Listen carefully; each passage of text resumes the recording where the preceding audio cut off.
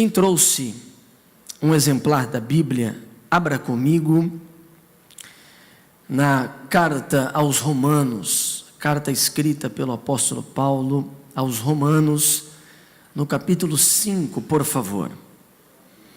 Você que trouxe a sua Bíblia, abra. Você que trouxe no seu celular, ligue a sua Bíblia, mas não perca a oportunidade. Romanos capítulo 5, eu vou ler com os irmãos o versículo de número 8.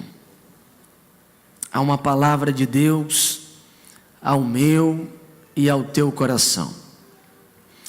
Eu sei que o horário já está um pouco apertado, mas eu creio que Deus tem algo para nós, então não perca esta oportunidade, porque nós vamos sim terminar este culto no horário que sempre é previsto. Romanos, no capítulo de número 5, versículo de número 8, o texto diz assim: mas Deus prova o seu amor para conosco, em que Cristo morreu por nós, sendo nós ainda pecadores. Amém? Antes de você sentar, escolha alguém que está do seu lado, diga assim para ele, diga assim para ela: hoje, eu quero ouvir só a galeria, diga hoje, diga forte, diga hoje, todos os irmãos aí, diga hoje, você vai sair daqui agradecido.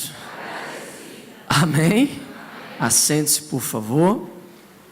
Muito obrigado.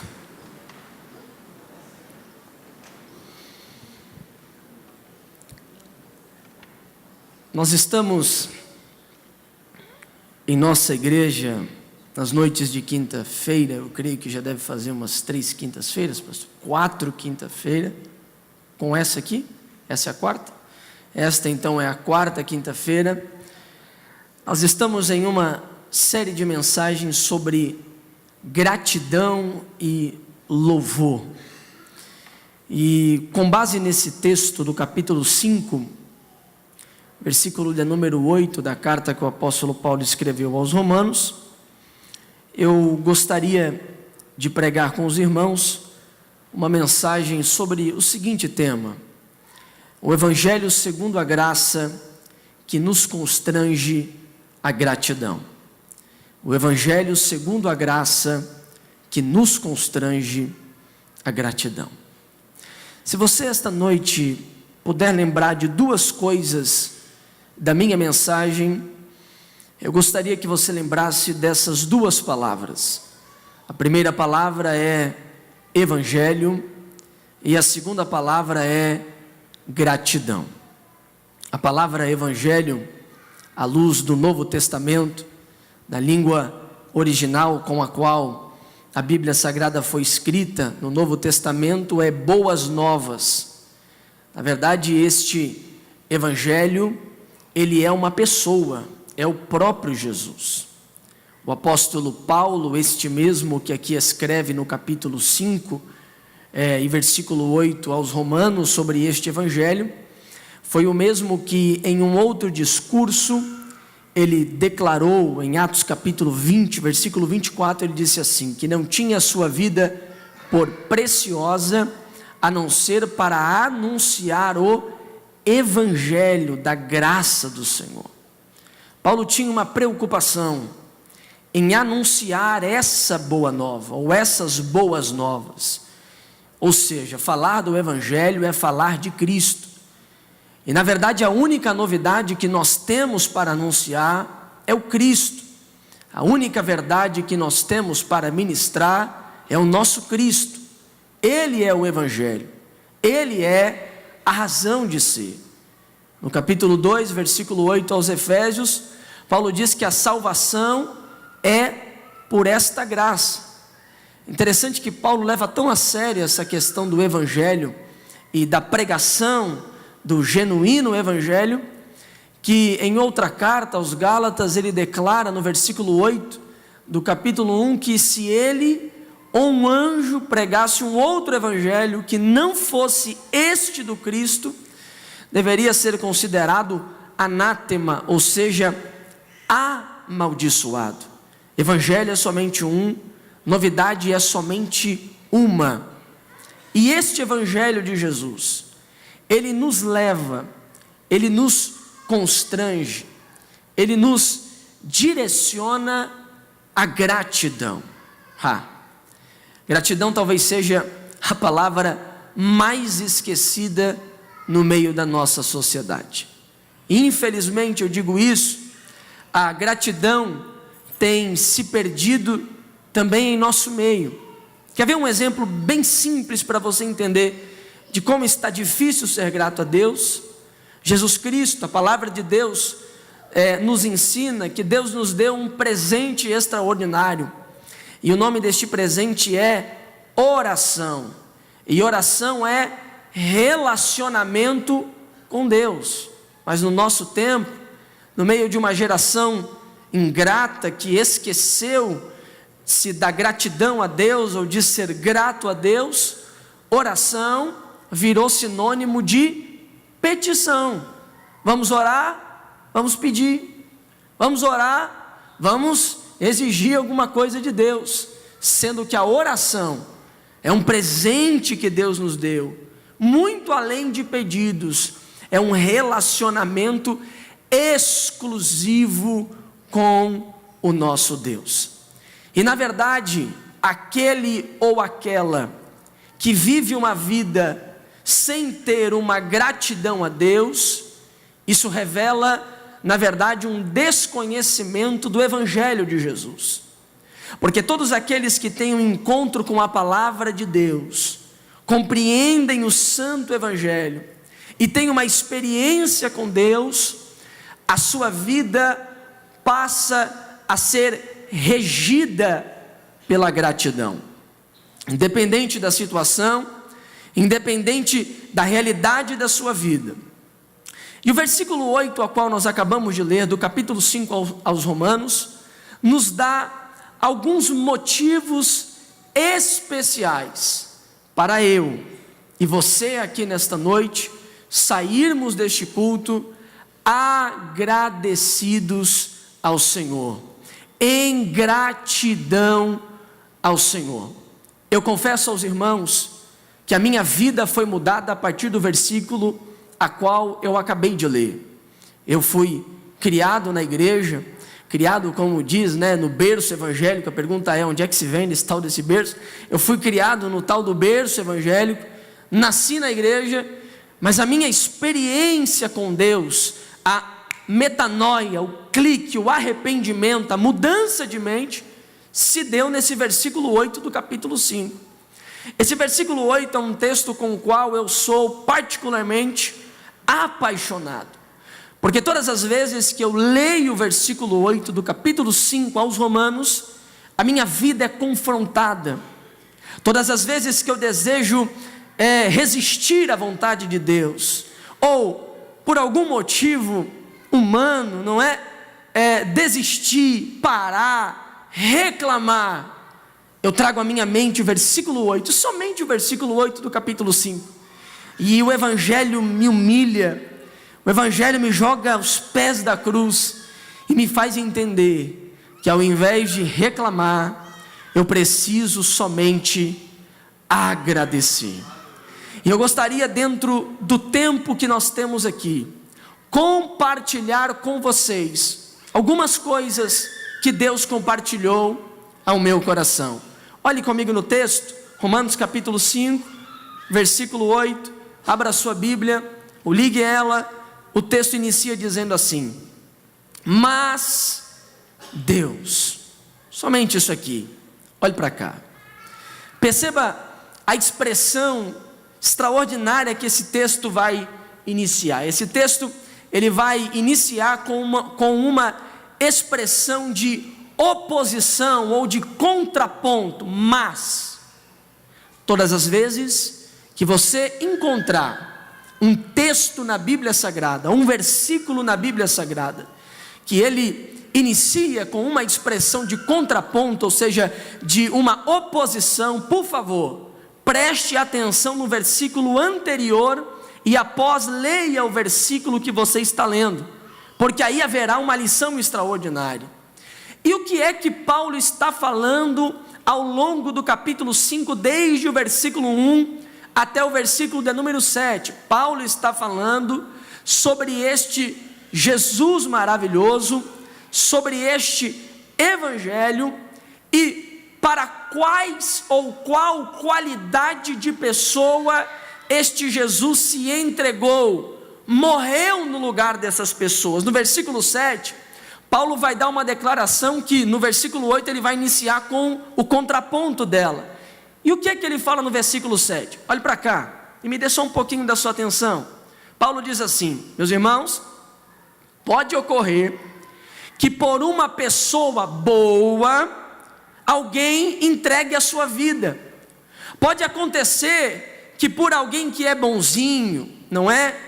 Que ganhou o prêmio Nobel da Paz, por alguém que tem o traje de mocinho ou o traje de mocinha, pode acontecer que alguém se entregue por essa pessoa que é boa. É aí que ele começa o versículo 8 dizendo: mas Deus é diferente. O que Deus fez através do seu Filho Jesus naquela cruz foi diferente, porque ele declara dizendo: esse Deus entregou o seu Filho, sendo nós ainda pecadores. E isso aqui me confronta, isso aqui me choca, isso aqui me faz perder o sono, isso aqui me faz ir, não saltando a cruz, mas ir me dobrando até a cruz. Por quê? O Evangelho me revela que se eu sou o que eu sou, tenho o que eu tenho, faço o que eu faço, estou onde estou, cheguei onde eu cheguei, eu não cheguei pelos meus méritos, eu não cheguei pelas minhas capacidades, eu não cheguei por ser mocinho, eu não cheguei por ser mocinha, eu não cheguei pelas minhas capacidades, também não cheguei pelas minhas incapacidades, não cheguei pelo meu jeito, também não cheguei pela minha falta de jeito. A única coisa que eu tenho para explicar, e Paulo revela, é que esse Deus morreu por pecadores. Esse Deus entregou o seu Filho, eu vou rasgar o verbo, por gente que não valia nada. Esse Jesus se entregou por gente da pior qualidade. Você diz: pastor, vou levantar para ir embora. Calma, escute bem o que eu vou lhe dizer. Pelo olhar da Bíblia, não porque eu senti ou arrepiou, mas pelo olhar da Bíblia. No capítulo 3, versículo 23 da mesma carta aos Romanos, Paulo declara que na queda de Adão, todos pecaram e destituídos foram da glória de Deus. A partir de Adão e Eva, a partir do pecado cometido no jardim, todo homem, toda mulher, nascido a partir de Adão e Eva, já nascem em pecado. Querido, se Deus esperasse você tornar-se santo para Ele te salvar, Ele nunca te salvaria. Se Deus esperasse você tornar-se bonzinho para te levar para o céu, Ele nunca te levaria para o céu. Se Deus esperasse de você alguma atitude para mudar a situação errônea da sua vida, indo em direção desenfreadamente para o inferno, Ele nunca encontraria você. Por isso que Jesus morreu por pecadores, por isso que Jesus morreu por gente que precisava. Pastor, isso não cabe para mim. Ok, Jesus oferece remédio. Remédio é para quem? É para quem está doente ou para quem está são? Escute bem, o Evangelho não é para gente curada, o Evangelho é para curar. O Evangelho não é para gente que pensa que está vivo. O Evangelho é para literalmente dar vida. O Evangelho não veio só para acrescentar alguma coisa na nossa vida. O Evangelho veio para mudar a nossa vida, nos levar à gratidão e dizer para a gente: olha, esse Deus morreu por você, você sendo ainda um pecador. Então, ao invés de reclamar, agradece. Ao invés de murmurar, louve. Ao invés de bater o pé, dobre os joelhos. Ao invés de dizer alguma coisa contra a vontade de Deus, diga a Deus: obrigado pelo teu sacrifício naquela cruz que se entregou por mim, mesmo sem merecer.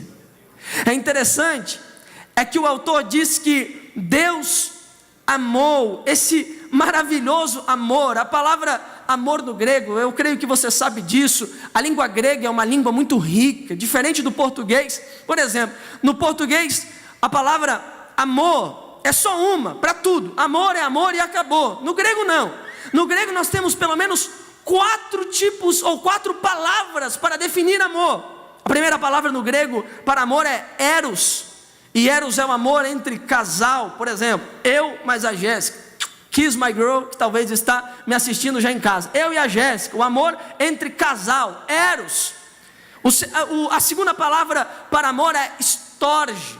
Storge é o amor entre parentes. A terceira palavra para amor é phileus, que é o amor entre amigos. E a quarta palavra para amor no grego é ágape.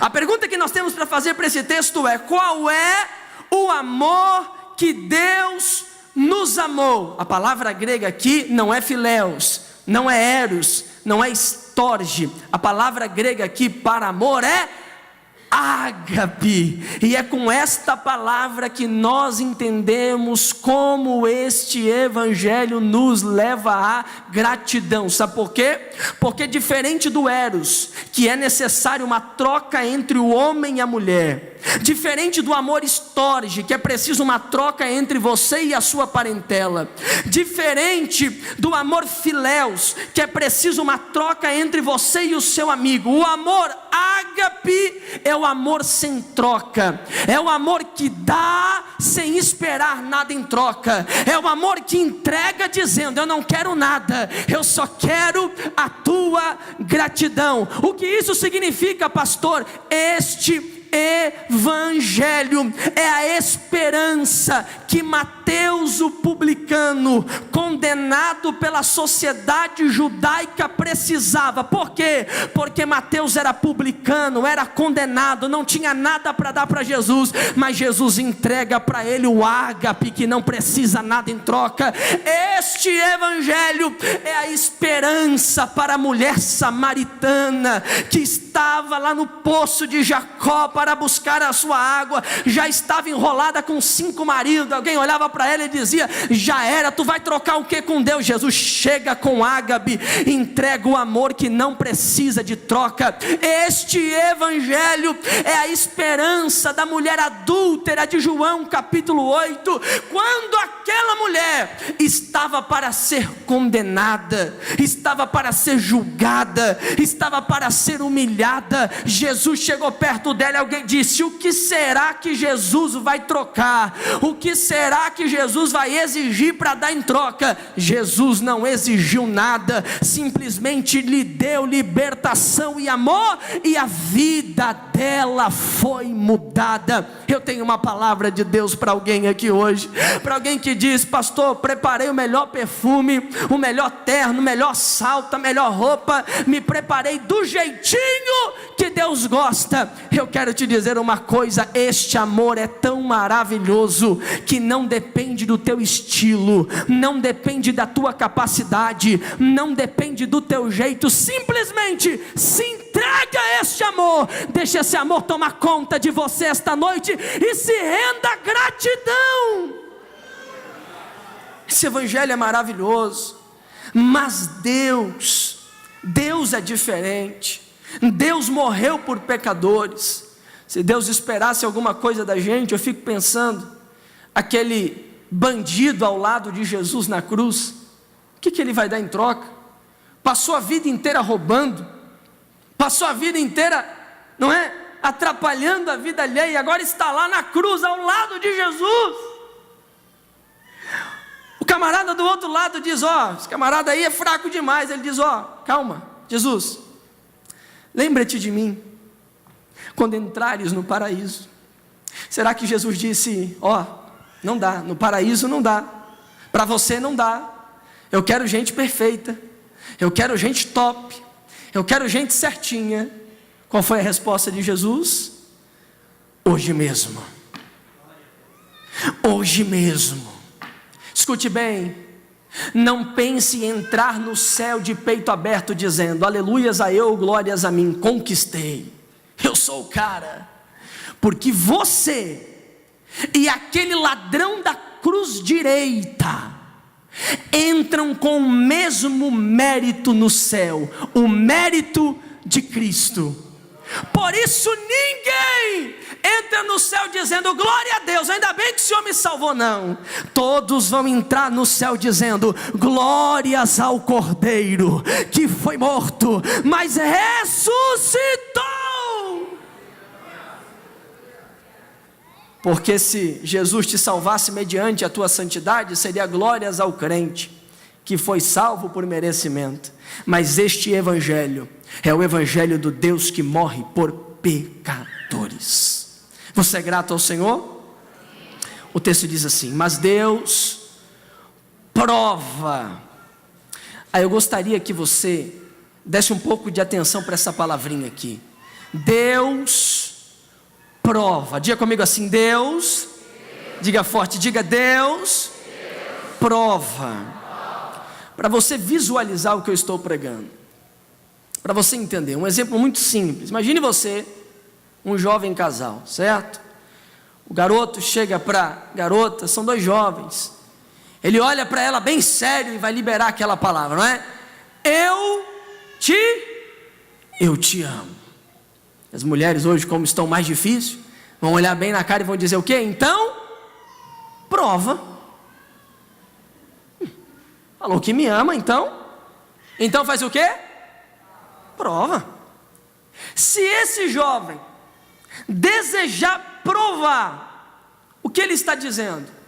Ele está dizendo que ele está interessado. Eu trouxe esse simples exemplo para nesses poucos minutos você entender uma coisa. O texto diz que quem deseja provar alguma coisa aqui é Deus. E se é Deus quem está querendo provar, quem é o maior interessado? Deus. É nesse texto aqui que você entende que muitas vezes você já tentou desistir, mas desistir não dá. Sabe por quê? Porque todas as vezes que você quis parar, porque você disse: Deus, não aguento, não consigo provar o meu amor por você, e você diz: eu vou parar, vou desanimar, pastor Ledial nunca mais vai me ver. Um mês depois, ó você aqui sentado. Sabe por quê? Quem prova o amor aqui é Ele. É por isso que você não consegue ficar longe dEle. É por isso que você não consegue sair do caminho dEle. É por isso que você não pode parar. Sabe por quê? Porque Deus prova o seu amor. Deus tem interesse em você e quer saber o tamanho do interesse dele por você. Ele não deu ouro e não deu prata. O santo apóstolo declara: mas com precioso sangue de Jesus derramado naquela cruz, nos comprou. Olhe bem o que eu vou lhe dizer: a sua estadia, a sua presença neste culto aqui não é fruto do acaso. Você estar assentado aqui neste culto, ouvindo esta pregação, não é fruto de uma coincidência. A sua presença aqui não é fruto apenas de um convite de um amigo ou de uma amiga. Você que me ouve na galeria, ouça isso que eu vou lhe dizer: a sua vida não é fruto do acaso a sua vida é fruto de um Deus que te ama, e te ama muito interessado em você, tão interessado em você, que enviou o seu Filho, para que naquela cruz, morresse em seu lugar, e para que você recebesse, não por mérito, mas pela graça, que é favor imerecido, a salvação, e a sua resposta é gratidão. Fica em pé, por favor. Gratidão. Talvez você diz assim: pastor, Deus prova o amor por mim? Sério? Sério mesmo? Como é que Ele prova? O texto diz que Ele prova entregando o seu Filho Jesus, que morreu por nós. Morreu por nós. Mas parece que às vezes isso aqui não mexe com a gente. Mas na verdade isso aqui é o que tem que tocar a gente. Isso aqui tem que entrar como uma espada no nosso coração. Tem que penetrar. Tem que entrar lá dentro essa verdade. A prova do amor de Deus é a morte do Cristo. Mas talvez alguém diz assim: pastor, ok, Cristo morreu, que mensagem bonita, legal, mas não tem nada a ver com a minha vida. Como assim? Cristo morreu por mim naquela cruz, mas olha o estado que está o meu casamento, olha o estado que está o meu filho na escola, olha a situação financeira que eu estou, olha a doença que abateu a minha casa. Eu não estou negligenciando a sua dor, mas eu preciso te dizer isso: o que Jesus fez por nós naquela cruz era exatamente a prova de amor que nós precisávamos. Porque se a Bíblia diz que todos pecaram, no capítulo 3 de Romanos, no capítulo 6, Paulo declara que o salário do pecado é Você conhece o texto. Ora, faça um paralelo comigo. Se todos pecaram no capítulo 3, quantos morrem? Todos.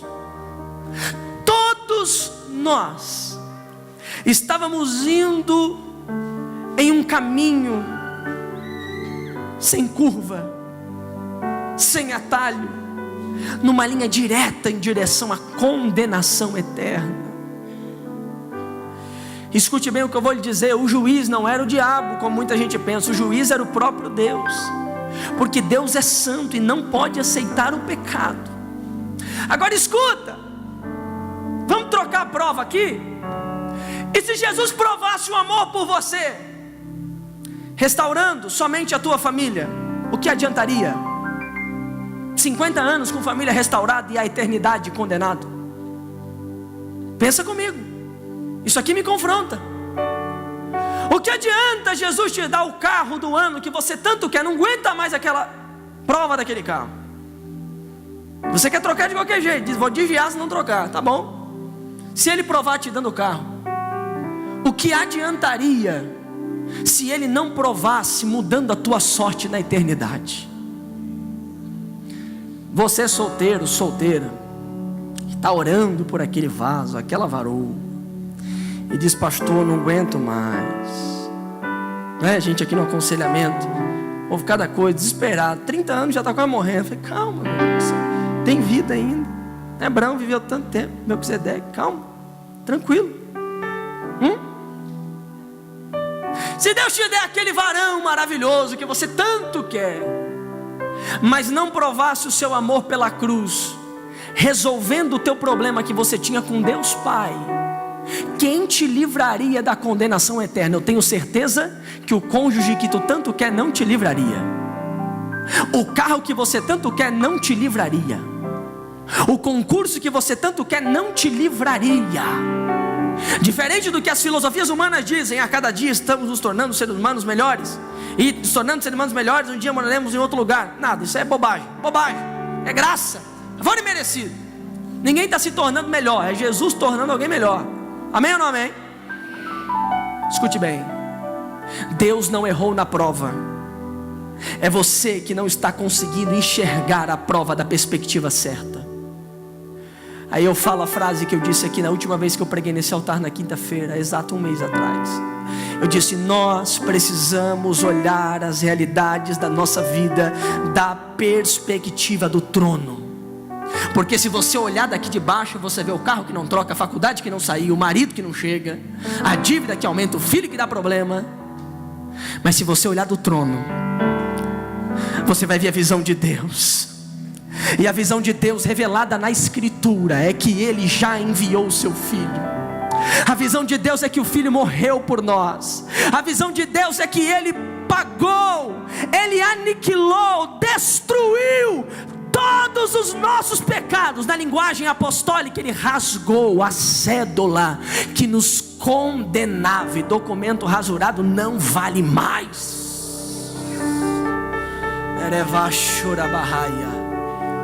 Aqui na terra, levante a mão para receber uma palavra. Aqui na terra, talvez você vai continuar com o mesmo carro. Aqui na terra, levante a mão para receber. Talvez minha casa, minha vida, é aquela casa de 2 andares, nunca vai sair. Aqui na terra, talvez aquela doença que você tanto ora, por uma vontade divina, não aconteça a cura. Mas eu quero te dizer uma coisa: aqueles que foram lavados e remidos pelo sangue de Jesus habitarão no novo céu e na nova terra, no lugar aonde não tem morte, nem choro e nem dor. E para aquele lugar nós vamos, graças à prova do sacrifício de Cristo naquela cruz. Então faz o seguinte: não reclama da casa, não reclama do carro, não reclama da faculdade, não reclama do marido que não veio, mas agradece pela cruz, agradeça pela salvação, agradeça pelo Evangelho. Nós precisamos de um batismo de gratidão. Nós precisamos que Deus nos batize com o seu Evangelho, que nos faz enxergar as realidades da vida de outra forma. Eu vou orar e pedir que Deus ecoe essa mensagem no teu coração. Todas as vezes que você bater o pé e dizer: meu Deus do céu, eu estava andando com o carro, bati, mas que luta, você vai lembrar: bati, mas eu sei que tem um céu preparado para mim. Teu dia vai continuar feliz do mesmo jeito. Quando você pensar e dizer: essas lutas da vida não param, Deus vai gritar no teu ouvido: eu provei. E você vai lembrar que existe um céu onde a dor não vai chegar. Todas as vezes que a saudade bater na tua porta e você dizer: meu Deus, o meu filho que foi, meu marido que foi, minha esposa que foi, meu colega que foi, uma voz gritará da eternidade dizendo: lá não terá saudade, lá não terá morte, lá não terá dor. Lá será diferente. Precisamos voltar a olharmos para a eternidade. Eu quero orar por você. Coloque a mão no seu coração. Eu quero que você peça a Deus nesse momento que Deus te ajude a voltar o olhar para a eternidade. Eu gostaria que você fechasse os seus olhos, não só os seus olhos da sua visão, mas os olhos do seu coração. Não preste atenção em mais nada. Olhe para dentro de você e diga: a Deus, eu preciso desse batismo de gratidão. Diga: a Deus, eu preciso ser mais agradecido. Me perdoa, Senhor, se às vezes eu oro e tudo que eu faço é pedir. Me perdoa se quando eu falo contigo é para reclamar, é para pedir. Oh meu Deus, me perdoa se todas as vezes que eu te busco é para trocar alguma coisa. Me perdoa, me faz entender que aquilo que tu deu para mim eu não tenho nada para entregar em troca. Me ajuda a entender que aquilo que o teu filho fez naquela cruz por mim, eu nunca, a minha vida inteira, com uma vida de piedade, eu poderia devolver. Por isso, obrigado. Obrigado por ter morrido por pecador, por um pecador como eu. Obrigado por ter me resgatado com teu amor que não tem troca. Obrigado por provar do jeito certo. Era exatamente o que eu precisava. Pai, nós estamos em Tua presença agora e continuamos nela, porque dela nunca saímos. Senhor, nós pregamos a Tua palavra e a Tua palavra nos confrontou, a Tua palavra nos exortou, a Tua palavra nos direcionou, a Tua palavra nos sacudiu, a Tua palavra nos balançou, a Tua palavra, ó Deus, grita nos nossos ouvidos, ainda no final deste ano de 2017, precisamos agradecer, precisamos Te louvar, precisamos Te adorar, Senhor. Ao invés de hoje sairmos daqui de pé, que possamos sair daqui hoje debruçados perante a cruz, agradecidos pela cruz, humilhado por este evangelho, agradecido por ele, e todas as vezes que um problema vier sobre a nossa vida, que possamos lembrar que maior é a glória que está por vir, e nada há de se comparar com tão grandes coisas que o Senhor tem para a nossa vida.